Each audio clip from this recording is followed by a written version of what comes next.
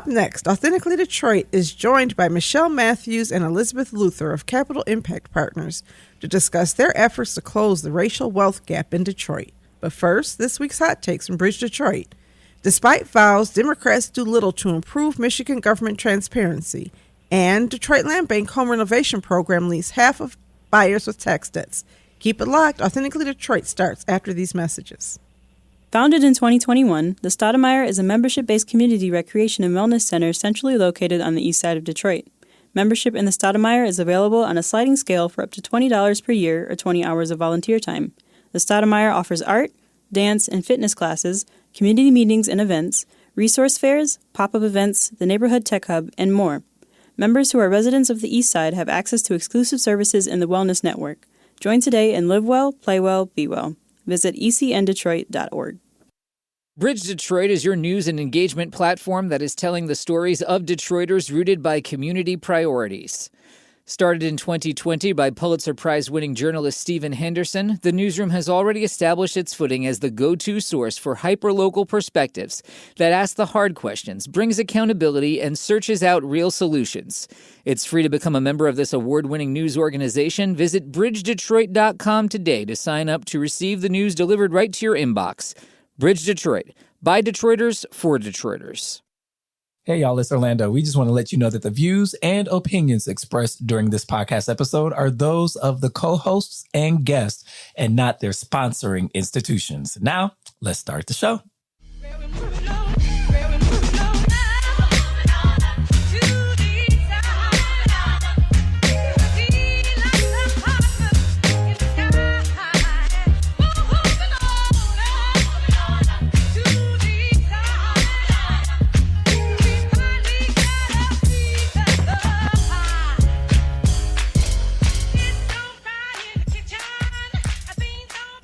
Hello, Detroit and the world. Welcome to another episode of Authentically Detroit, broadcasting live from Midtown at the WDET studios. We are a content partner to bridgedetroit.com. I'm Donna Givens-Davidson. And I'm Orlando Bailey. We flipped it for you today because Orlando is out of town. Thank you for listening in and supporting our efforts to build a platform of authentic voices for our real people in the city of Detroit. We want you to like, rate, and subscribe to our podcast on all platforms. Orlando and I are joined today by Michelle Matthews and Elizabeth Luther of Capital Impact Partners to discuss their efforts to close the racial wealth gap in Detroit. Orlando, Michelle, and Elizabeth, how is this blessed day finding you? Orlando, I know that you are in Memphis and you just came back from a civil rights museum. Yes, I just left the National Civil Rights Museum at the site of the Lorraine Motel. Of course, the Lorraine Motel is where Dr. Martin Luther King was assassinated back in April of 1968. And when I tell you it is sobering, it is inspiring, it is gut-wrenching, it is all of those things. So I'm a little fired up, but I'm excited. It's sunny here in Memphis, a whopping 65 degrees. I am happy. All right. Elizabeth, Michelle, what about you? I am doing well. This is Elizabeth here. So I spent a lot of time outside this weekend. I had a friend in town, an old friend from school. And so we checked out a lot of public space. I'm a cold weather spring person. So for me, this weather that we've been having is just kind of like my ideal weather. I do also like summer and winter, but I like a cool spring. So it's your fault.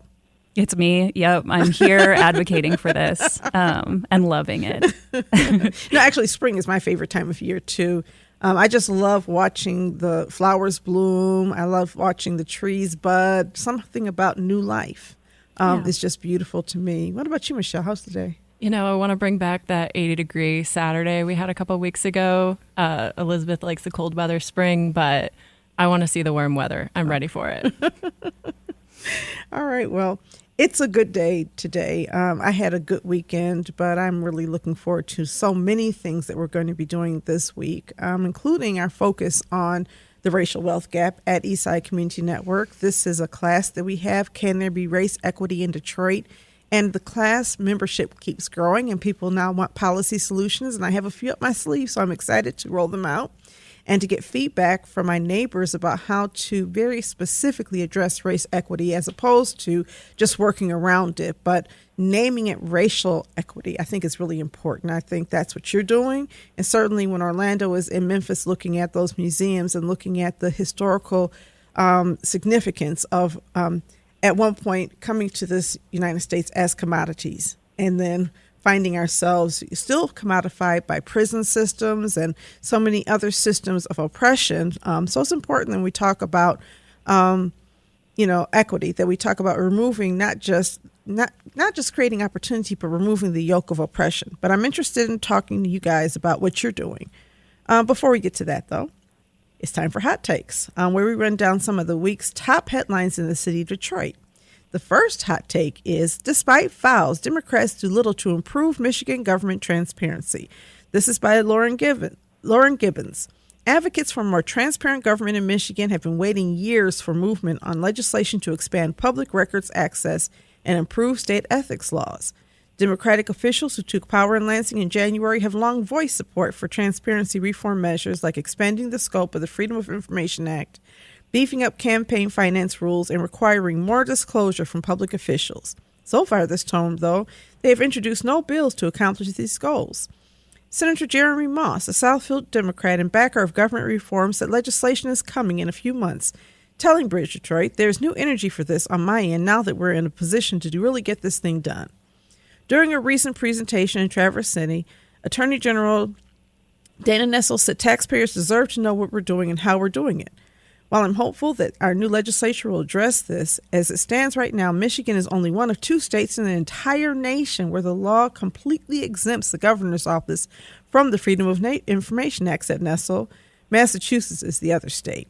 Democratic Governor Gretchen Whitmer said she supports expanding public records laws, but she has not yet honored her 2018 pledge to open her own office up to public record requests if the legislature did not change the law. Michigan is currently one of only, the ballot initiative stipulates lawmakers will have to disclose assets, liabilities, income sources, future employment arrangements, positions held outside elected office, outside benefits, and payments or gifts from registered lobbyists. Also under the microscope are the state's campaign finance laws. Although Michigan has rules around political giving to candidates and political causes, contributions from undisclosed donors, dark money, and the sheer amount of funds funneling to people in positions of power have drawn scrutiny.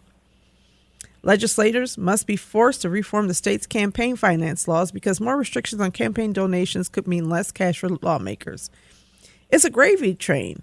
Hank Meyers, president for the nonprofit advocacy group Michiganders for Fair and Transparent Elections, said of the donations, "Nobody wants to be the leader of ending the gravy train." Orlando, what do you think about this? Well, Donna, this is something that I have been trying to champion for a long time when we talk about government transparency, and it's crucial part in ensuring that democracy still stands here in the nation. And one of the things that, is striking and funny to me is that Democrats had introduced a tremendous amount of bills toward widening the FOIA law here in the state of Michigan that got nowhere when Republicans were in power all throughout the different chambers of Lansing. And now it is the Republicans who are trying to champion more government transparency and critiquing the Democrats on their slow-moving progress toward that. I just thought that was just a funny juxtaposition. But I will say this. I don't think either party, Democratic or Republican, see it in their best interest to increase government transparency. There is something about their ability to evade accountability, especially when we talk about journalists being able to ask tough questions. There is no coverage in the FOIA law where we can FOIA the governor's office. So if the governor does something, or if we have questions around record keeping or any kind of thing as it relates to the governor's office, the current FOIA law does not allow for us to FOIA the governor's office, or it excuses the governor from being able to respond. And it's also really loose around legislators being able to respond to FOIA requests from citizens and journalists. The other thing that I will point out is that what folks are proposing now in the legislature will also extend to inmates who are in the Michigan Department of Corrections who may want to FOIA records around their cases, which I think is a good thing. But I think right now it is on Democrats to make good on that promise. I will bring the governor to task and say that she has had no progress or really no interest, shown really no interest in expanding government transparency as it relates to her office, even though she promised to do that in 2018. And so I think both parties are doing what is politically expedient for them at the expense of public scrutiny and potentially democracy. What about you, Donna? Well, I mean, I always think of the idea that democracy dies in the darkness. Isn't that from the Washington Post? And then I think about, power corrupts, but absolute power corrupts absolutely. And the best way to maintain absolute power is to keep other people in the dark. I think that's the challenge with partisanship. Partisanship means that I'm so loyal to the party that I'm with that I'm not going to try to hold them as accountable as I will with the other party. But I think our loyalty and our fidelity has to be to the people in our community, not to people we elect into government. Because if they were our friends before they got elected, right now what they are doing is they are servants of the public. And if the public servants are not acting on our behalf, we have to hold them equally accountable. And that doesn't mean that we're going to vote either way or that we don't have an opinion about different political party priorities. But I do think that sometimes there's this rah, rah, rah, my party kind of mindset that blinds us to the need to hold our own people accountable. And so I agree with you. I think also when I think of FOIA, I think I can't afford FOIA, right? So if I really want some information, I got to pay too much money to get it. And, when you think of pay to play, you got to pay to learn what's going on in your government. And I think of news organizations having those resources. But there are literally so many things I want to know. And I think, what is the price tag on that? I don't believe you should have to pay for that. I think the government, just like the government budgets in lawsuit settlements for police abuse, I think the government needs to budget in FOIA request information to make sure that we all have access equally to the information about what's going on in our government. And that's going to take a demand on part of the citizenry, right? Yeah. Because as you stated in your opening remarks about this, is that partisanship sort of gets the best of the people in Lansing, right? Mm-hmm. But if there is a public demand on part of the citizenry for more open transparency and accountability, I think that whether you're a Democrat or a Republican, you have to answer to that, especially around this budget part. I can tell you that some requests have taken thousands of dollars in resources from news organizations, and that's just not feasible or sustainable, especially for a news organization like Bridge Detroit, which is a local small-run nonprofit newsroom.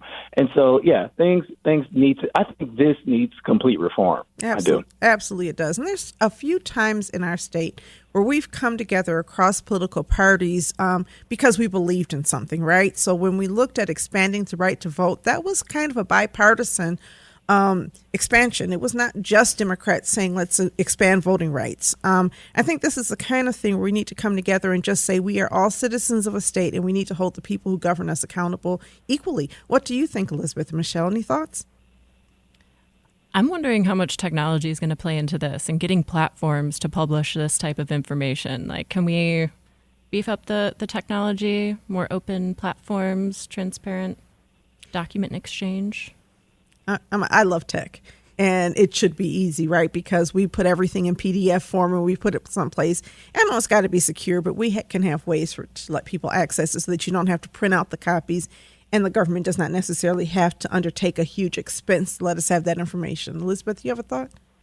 Right. I mean, generally, it seems like something that should be a priority. As a first-time resident of the state of Michigan with Democratic control of government, I want to trust the process and say, if it is mentioned as a priority and increasing access to government documents will happen eventually, let's hope that it does and trust the process. Also, all I can think of is what is it, the Detroit Documenters program, and how I feel like that's a really amazing approach to like bootstrapping access to information where it's not available readily. So that's a program where I think it's Outlier Media, but right, like. Mm-hmm.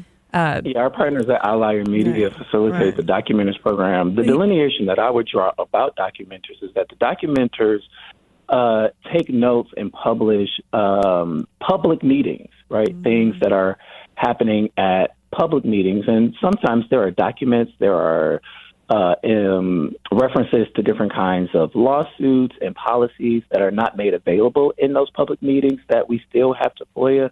And so Bridge Detroit is a supporter and editor of the documents. We support the documenters 110%. But the delineation that I would draw is it does not go beyond what is said in public meetings. Right. And we need to know what's happening beyond that public-facing meeting.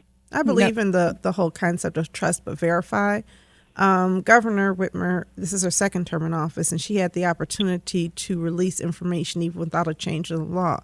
And I know why she didn't. Who would?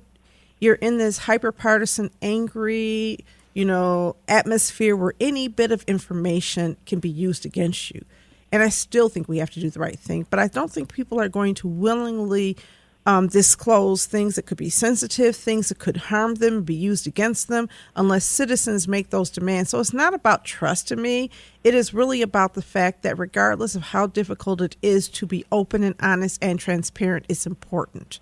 And so this is not an attack on parties. It is a demand on behalf of citizens that we stand and we protect ourselves. We don't need to depend on them.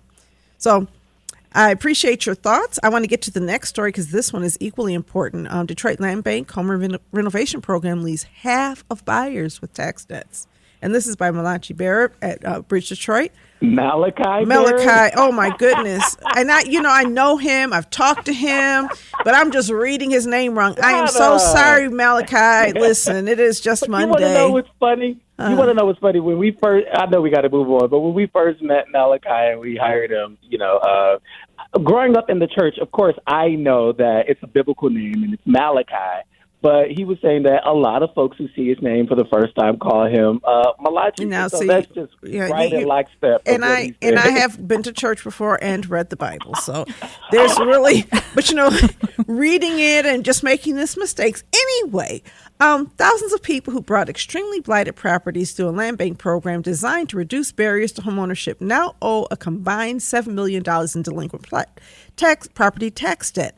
Half of all homes purchased through the Detroit Land Bank Authority's Own It Now program between 2015 and 2021 owe $250 or more in delinquent property taxes, according to Wayne County Treasurer data as of April 1st. The program offers vacant homes for a minimum of $1,000, but with a catch. The properties are uninhabitable when sold and require extensive repairs. Now, I do have a question about how much property tax debt there is on a home that is sold for $1,000 and what is that home valued at? But that's another story.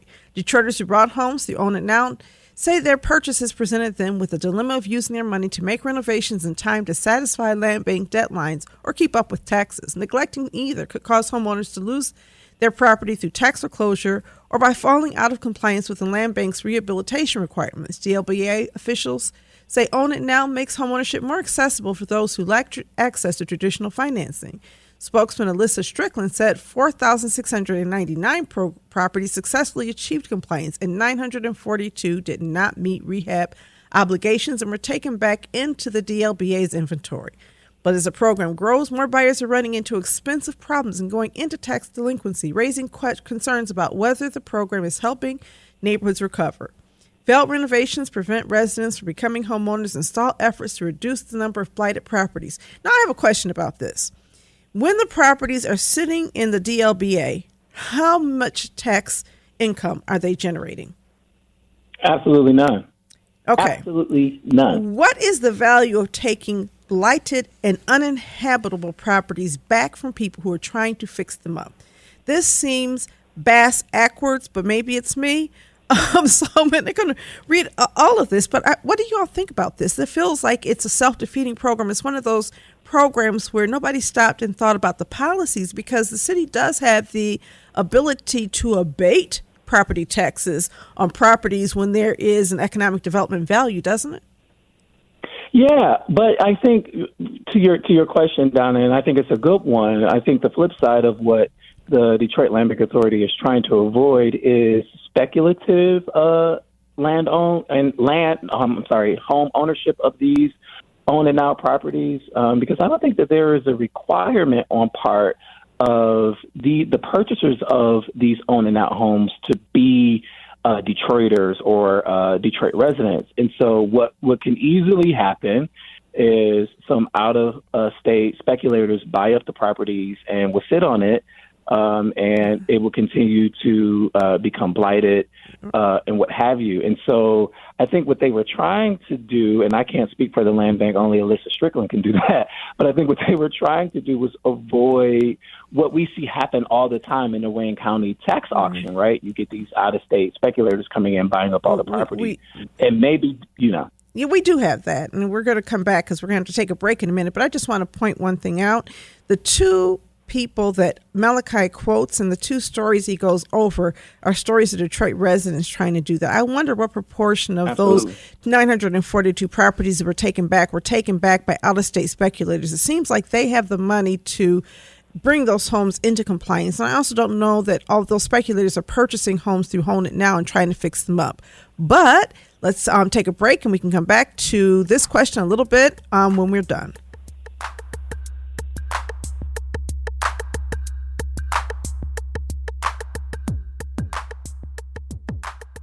Have you always dreamed of being on the airwaves? Well, the Detroit Eastside Engaged Podcast Network, or DEEP for short, is here to make that dream a reality. Located inside the Stoudemire, the DEEP Network offers studio space and production staff to help get your podcast idea off the ground. Doesn't take a whole lot of work to get started. Just visit the Authentically Detroit page at ecn-detroit.org or call Sarah at 313-948-0344. Founded in 2021, the Stoudemire is a membership-based community recreation and wellness center centrally located on the east side of Detroit. Membership in the Stoudemire is available on a sliding scale for up to $20 per year or 20 hours of volunteer time. The Stoudemire offers art, dance, and fitness classes, community meetings and events, resource fairs, pop-up events, the Neighborhood Tech Hub, and more. Members who are residents of the east side have access to exclusive services in the Wellness Network. Join today and live well, play well, be well. Visit ecndetroit.org.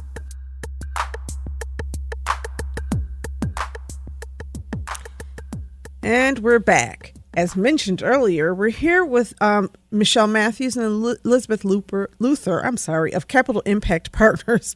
I was going wrong with my tongue today.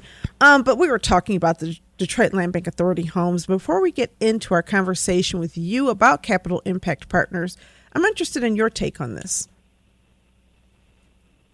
Donna, you had mentioned a process issue with the land bank, and I think that's one thing that comes to mind because for a long time, the city was transferring land bank properties via quitclaim deed, which meant there was effectively no background looking into what was owed, chain of title, things of that nature.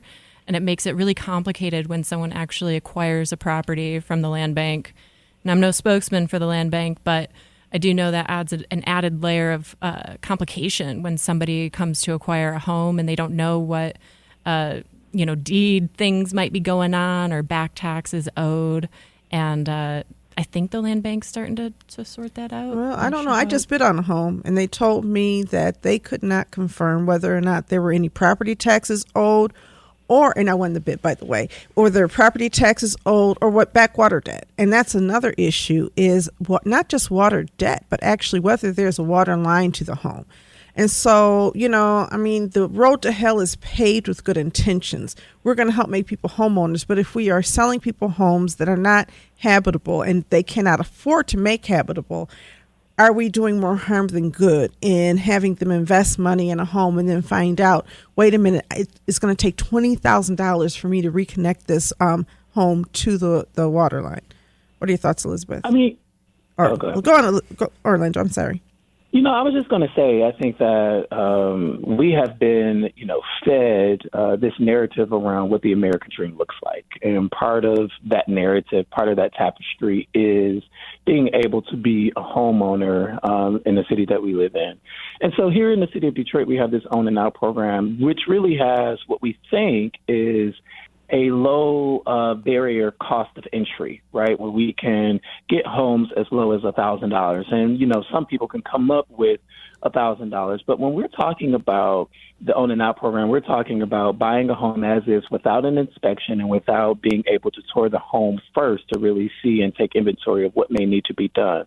But what is also required really is sophisticated knowledge around how to bring a home up to code, right? And so what does the capacity of the citizenry look like, number one? And number two, what kinds of financing options are available for regular citizens who may be locked out of the opportunity to purchase homes via mortgage or land contract or any other traditional ways where folks can buy homes, to be able to bring a home up to code in accordance to what the standards that the Land Bank has laid out. This is a sophisticated process that I don't think the lay citizen is prepared for or can really afford, especially when we talk about homes that have back taxes on them. And so folks are struck with the decision to either continue to do their best to bring the home up to code or pay taxes, right? And as you know, the taxes here in the city are the highest in the state. Right, they're not. Well, not for certain village developments, though. So I think when you really look at the a need or desire, if you want to show me your priorities, show me your budget, right? You can use all of the PR language in the world to say this is what we want to see happen. But if I don't see you investing in the capacity of people to make that happen, however you do it. And we have a very creative government when it comes to making things happen. Prior to Mayor Duggan being mayor, we didn't have transformational brownfield tax credits. That's a new tool used to help certain types of people. And so I think I want to see the same level of creativity deployed to help low-income people become homeowners, because it's not just a matter of an American dream. Housing is a human need. And if it's a human need, I think it's a human right. And housing has become so expensive all over the world. In Detroit, it's become so expensive. People are having to leave our city. And so if this is being billed as a way to make low-income people become homeowners, then we've got to make that possible. The mayor will frequently say that the land bank process is a way that so many low-income Detroiters are becoming homeowners. And that may be the case for some. But we're talking about barriers, and we're also talking about people losing money in the process. Elizabeth, it looks like you're about to say something. Well, yeah, I wanted to kind of piggyback on all of this, and just I don't know all the ins and outs of this program and what is in the most recent article, but I mean, what we're here to talk about today is a program to support real estate developers of color, and we do a lot of work to support rehabs of vacant properties and new construction in the city of Detroit. And even for folks who are really sophisticated in that space, it's still really hard to get projects done in Detroit. And so, gosh, I mean, I'm sure everyone here has done a small home rehab or a larger one, right? And there's such a sharp learning curve when you first do it. So for anyone taking that on initially, unless they have an amazing resourcefulness and access to capital, it's going to be a really tough road. It's going to be a tough road anyway, but, just thinking about bringing, a single family home, a historic home, an old home up to code in an environment where that can be very challenging without access to a ton of resources, and in a city now where, a lot of folks with the expertise to do that work are working on larger projects. There's significant competition for the tradespeople and the experts to do that work. It's a tough road to hoe. Yeah, hats off to the people who figured it out, because there are some Detroiters who have made it work, and it's enormously complicated, and I admire them. But what is Capital Impact Partners, and what do you do in Detroit? Before we get into the Equitable Development Initiative, what is Capital Impact Partners? Sure. So Capital Donna, Impact. can I just say one more thing before we get into the discussion? Okay. The final thing that I just wanted to say about this On and Now story is that the land bank process is not in stone. And what I mean when I say that is that depending upon who you are and who you talk to at the land bank, the process varies and it changes and it's dynamic. And so I think that and if you listen in on City Council on Tuesdays, what you would hear residents calling in about is just the whimsical nature of the land bank, its processes, and its policies. And so I think that city government, the council, and the mayor's office needs to take, a forensic look at the policies of the land bank to make sure that every resident is getting the same kind of experience and the same answers, right? Because depending upon the day, who you speak with, you don't know what the process is. You don't know what the rules are, and that is prohibitive for residents to be able to finish these projects as well. Absolutely. So, Elizabeth, that's a good point. I mean, I think that there's different people. When I did the Own It Now, I had a crazy situation happen over the phone. The lady called to verify, and she was very, rude and, threatening me a little bit. So and there were people in the room hearing this happen, so I was glad I had witnesses. DLBA does have to look at the customer service they provide. Elizabeth, what are you about Capital Impact Partners? Sure. Yeah, I can jump over there. And great. Well, yeah, thanks again for having us. So, Capital Impact, we're a national nonprofit lender, a community development financial institution. We've been around for 40 years. The organization was founded to work on financing cooperatives, worker-owned cooperatives and cooperative housing. So that's where our roots are. We just celebrated our 40th anniversary last year. And we're part of a larger organization, which is a newer thing, Momentous Capital. So if you've known Capital Impact or are familiar with Capital Impact, we've been a community development real estate lender. And then now under this larger umbrella, we offer other lending resources as well. Community Development Financial Institution, that's a national designation, part of the U.S. Department of the Treasury. So there's mission-driven lending requirements and annual certifications. Our organization, Capital Impact, we're BIPOC-led. Over 70% of our executive team and over 50% of our board identifies racial or ethnic minorities. And what we do in Detroit is we run our programs here in Detroit. So we have a 13-person team locally. We were invited to come to the city and start doing our thing here about 12 years ago as part of the Woodward Corridor Initiative at the tail end of the Bing administration. There was a partnership effort to improve quality of life in Midtown along the Woodward Corridor through a whole variety of different types of interventions. And one of them was returning vacant properties to productive use, building new structures to increase density and provide quality housing across the income spectrum. So we were actually brought in as the lender, the construction lender, to support some of that work, along with all the other pillars of work that happened under that initiative. So we've been working in Detroit for about 10 to 12 years, and we've lent over $270 million to over 60 projects in the city. And we've also financed, as of about a month ago, 86 small businesses in Metro Detroit. Talked about the number of staff. Yes, and we're part of the broader community development finance ecosystem. So if you're familiar with the CDFI world, I know you all are very familiar with the community development world as well. There are about 17 CDFIs that do business in Detroit and have a physical presence here. And that's a significant increase over, say, 20 years ago when there were just a few, right? Yeah, as far as I know, right. Yeah, there are a number of organizations doing work here now. Yeah. It's really grown.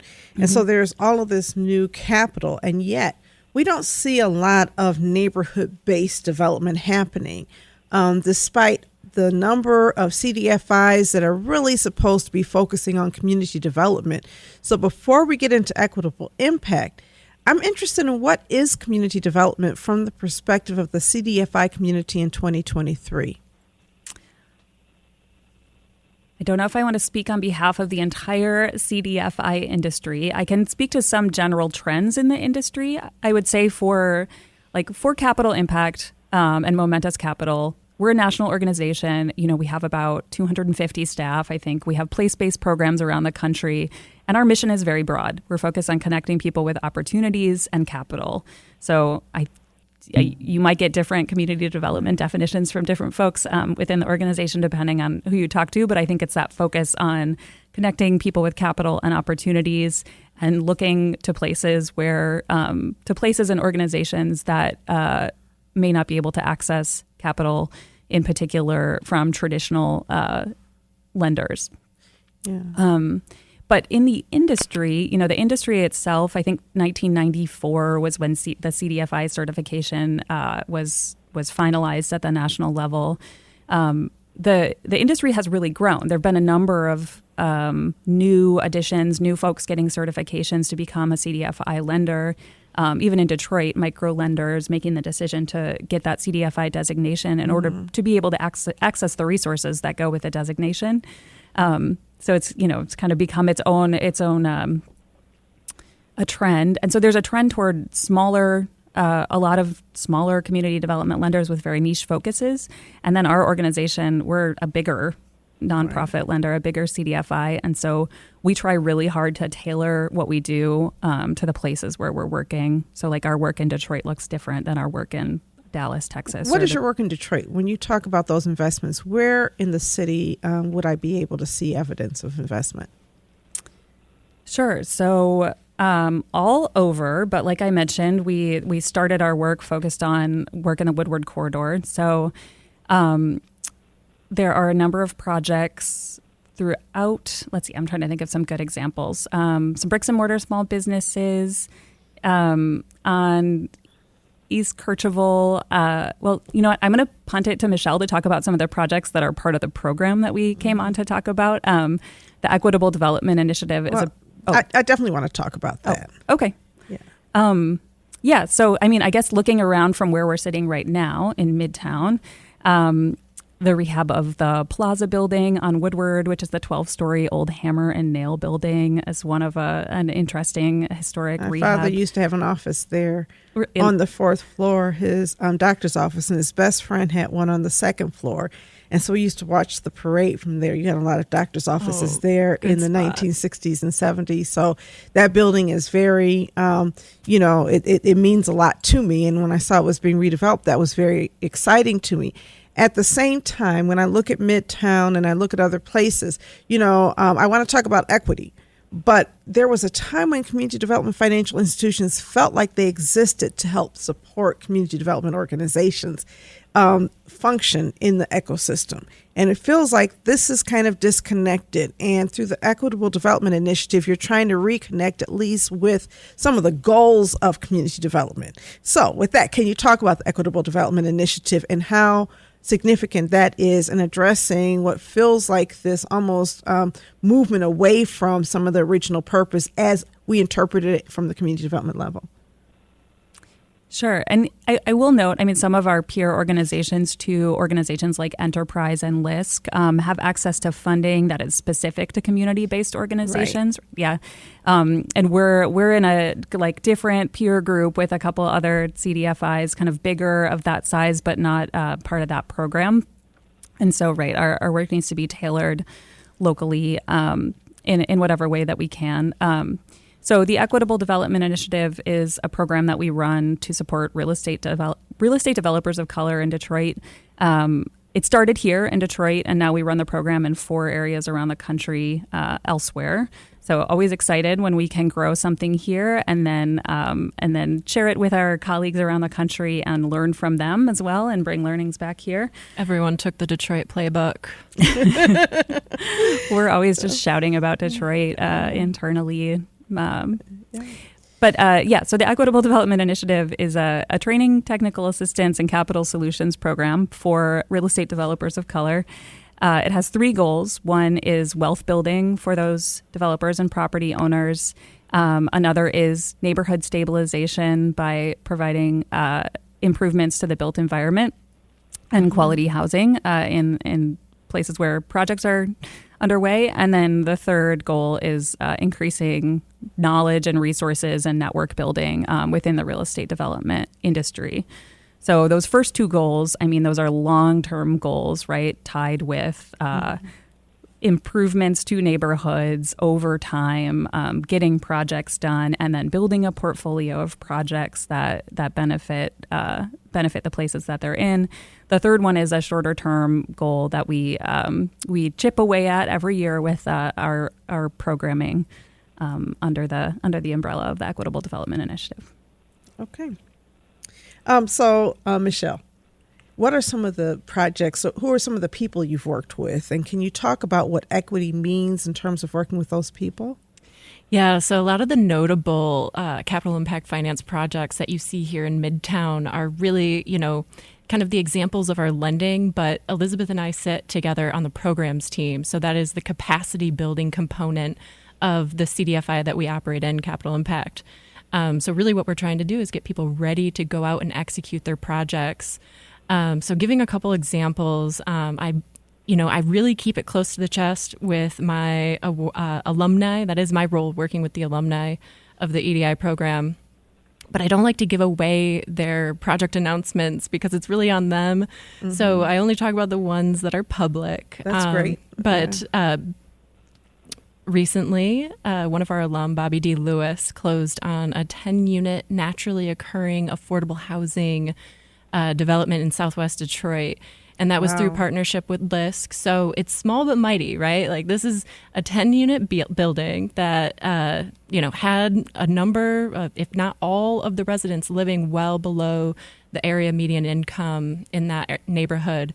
And he acquired the building, went through the lending process, like I said, with LISC. We were able to give him a grant and he closed. And it was a long process and it was really challenging, but he did it. And it's a great example. But no, it's not that big, cool, pretty building in Midtown that you all see and drive by during the parade. But it is 10 units that are preserved, affordable housing. That's amazing. That's important. So I think we're going to take another break. And when we come back, I have some more questions about the initiative and what your goals are for the coming years.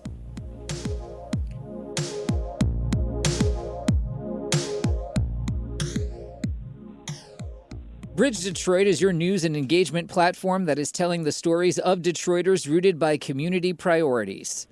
Started in 2020 by Pulitzer Prize-winning journalist Stephen Henderson, the newsroom has already established its footing as the go-to source for hyper-local perspectives that ask the hard questions, brings accountability, and searches out real solutions. It's free to become a member of this award-winning news organization. Visit bridgedetroit.com today to sign up to receive the news delivered right to your inbox. Bridge Detroit, by Detroiters, for Detroiters. Have you always dreamed of being on the airwaves? Well, the Detroit Eastside Engaged Podcast Network, or DEEP for short, is here to make that dream a reality. Located inside the Stoudemire, the DEEP Network offers studio space and production staff to help get your podcast idea off the ground. Doesn't take a whole lot of work to get started. Just visit the Authentically Detroit page at ecn-detroit.org or call Sarah at 313-948-0344. All right. And we are back for our final segment. So let's talk some more about your projects and your work and how you are building capacity, because I had an opportunity the last time I saw Elizabeth, and she says this is in 2020, and that makes sense because it was via Zoom, to actually engage in some conversations and sit on a panel to talk to some of the developers who had just, I think, recently completed the initiative. So can you talk a little bit about the structure of your program, what you provide? Yeah, so we're currently in a little bit of an update mode for the Equitable Development Initiative, trying to retool and making sure that we're serving the folks that participate in the fullest capacity. So historically speaking, the learning series ran about 16 weeks thereabouts. We're looking at spreading that out a little bit more. We also recognize that our audience is really adult learners. And so most folks work a full-time job. They have childcare to balance. So we want to try and, build in the learning to a pace that is more agreeable all around. I think in 2021, when Elizabeth brought me on to do technical assistance, there was a need to service the alumni population. So to date, we have 102 alumni who are all working on various projects. That's amazing. Across the city. And so that's, like I said, what I'm working on is working with those folks. How do you define equity? I think there's a couple different definitions of equity. Yeah, if you're talking to folks, a banker, right, it would just be the amount of capital that you can put into a project or use to leverage your funding. So, I think, right, for us, we run this program with this name, Equitable Development Initiative. The organization is very focused on supporting BIPOC-led firms, small businesses, real estate development, and so our programming fits within that goal of supporting racial equity and just trying to be really, really intentional about who we're working with and who we're lending to. Okay. Well, can I jump in? Can I jump in and just ask the question? I think that I just got finished rereading Race for Profit by Keonda Taylor, and we talk about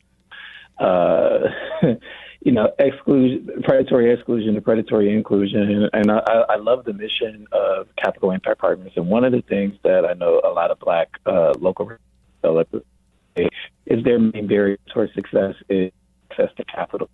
And I think that we should spend some time talking about the kinds of capital that you all offer as a community development financial institution that differs from the traditional mainstream banking system. Because I think for a lot of first-time developers or semi-experienced developers, the need for patient capital is a must. And a lot of banking institutions really identify that as high risk. What is your definition of risk, number one, and how are you lowering risk to provide access for Black developers to come online and take advantage of the capital? And is the capital patient and low cost? All good questions. So, of course, we think about risk at like the organizational level, right? But the way we're structured, the way CDFIs are structured is different than a bank is structured. So we don't take deposits and then build our programming and do lending or investments based on those deposits. We work with low-cost loans or grants, program-related investments, kind of a whole potpourri of funding sources, some of which have their own, programmatic goals attached to them as well to do our work. So I just think that structure maybe helps think through what type of work we do. So with some of the funding sources that we have, we can do, let's say, lower risk loans. There's, traditional rating systems for loans and investments, and we use rating systems as well, but are able to look at the whole portfolio and look at the different funding sources and make decisions based on that. So we use philanthropic funding and high touch patient capital approach to try to increase the kind of boundaries around who we'll work with and who we lend to. I think the program that we are talking about is like an example of maybe the whole picture, like how our team works with our lending team. So we work with local funders and local partners, have structured this training program, but we also provide one-on-one project support. So any of our alumni that has a project can call us up, sit down with us or with somebody else who has expertise in the development process that they need help with to kind of talk through and troubleshoot issues.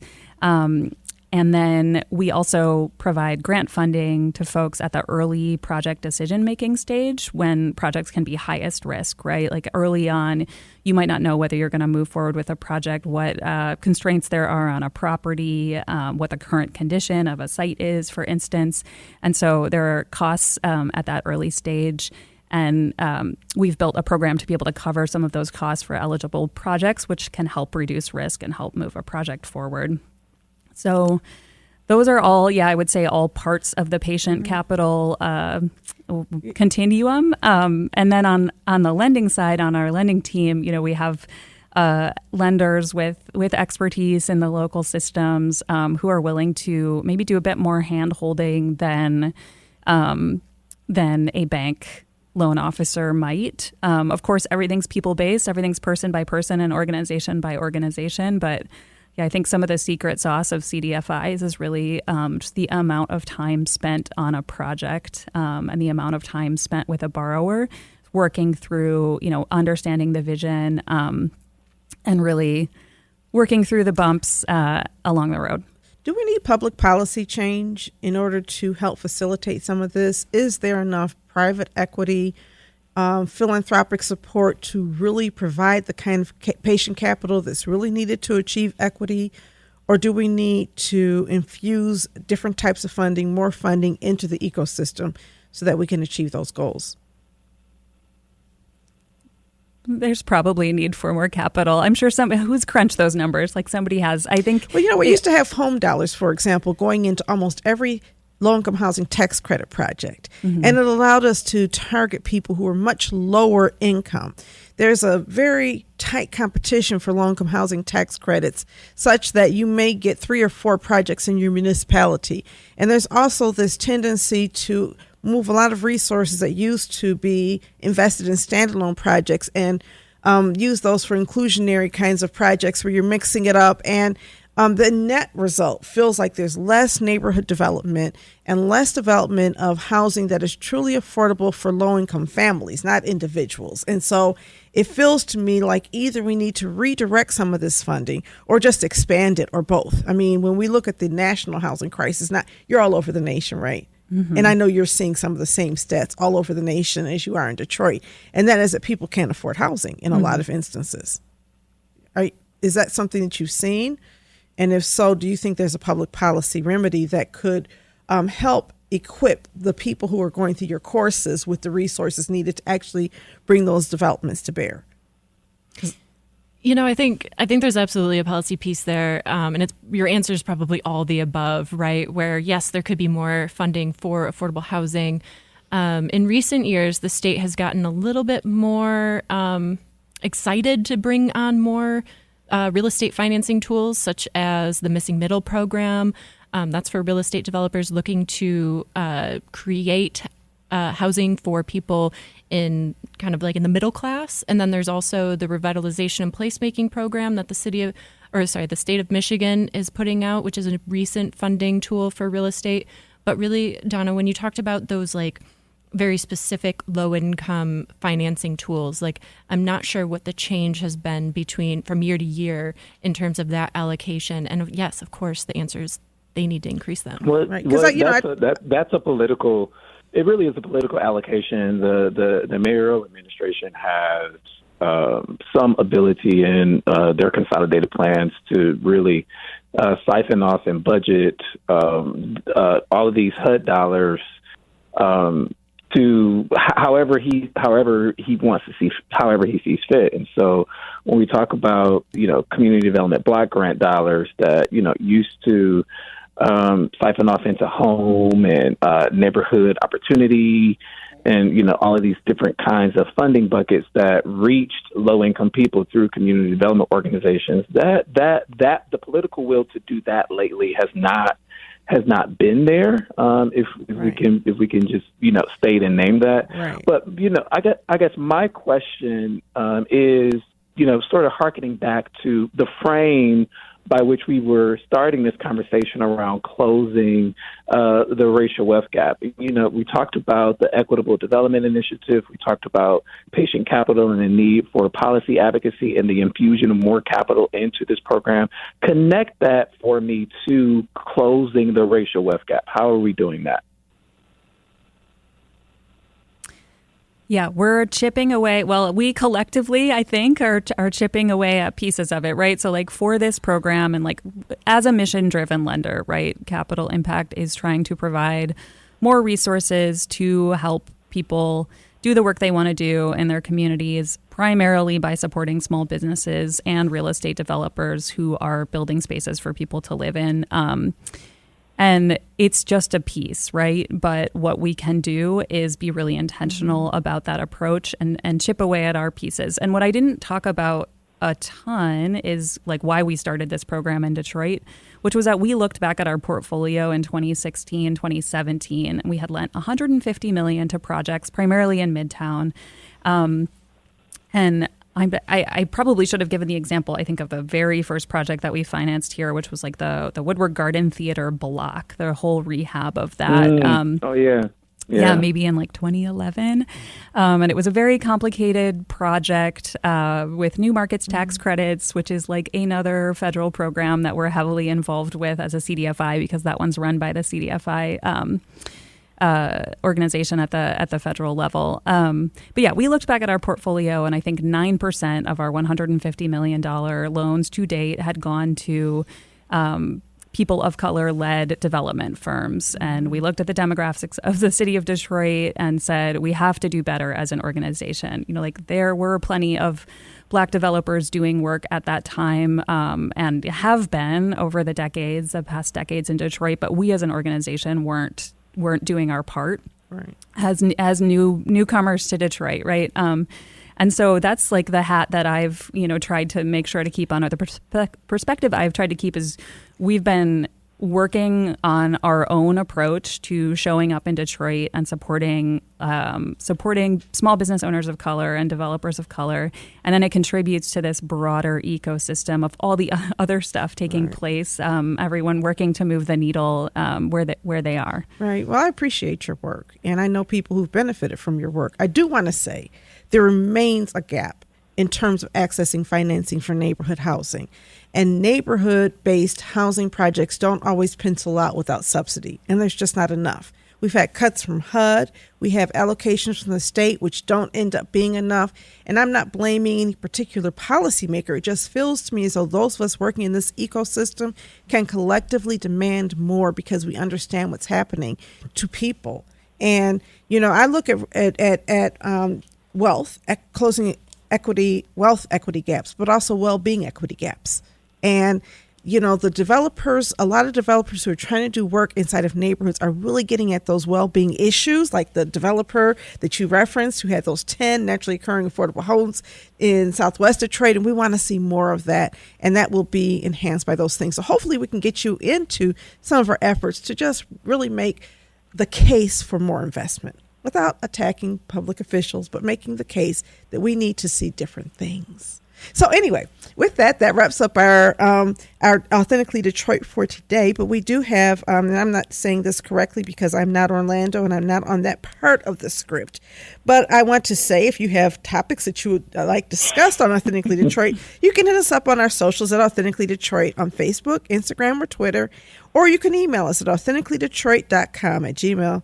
authenticallydetroit@gmail.com. Now it's time for shout outs. Let's start with you. You did good, Donna. Thank you. Thank you. It's so you set such a high bar, and it's like, I'm tripping over people's names, everything. But Orlando, do you have any shout outs? Yes, I would like to shout out our guest today. Thank you all so much for coming in and being willing to have a real conversation. We appreciate you coming on. We know that being in the hot seat is not always easy. So you did good. Thank y'all. Shout out to you too for facilitating such a dope program here in the city of Detroit. Right. I too know many recipients of Capital Impact Partners who speak really highly of it. So it's great to finally have you guys on. Yeah, it was fun to be a mentor or to speak on the panel. Any shout outs, guys?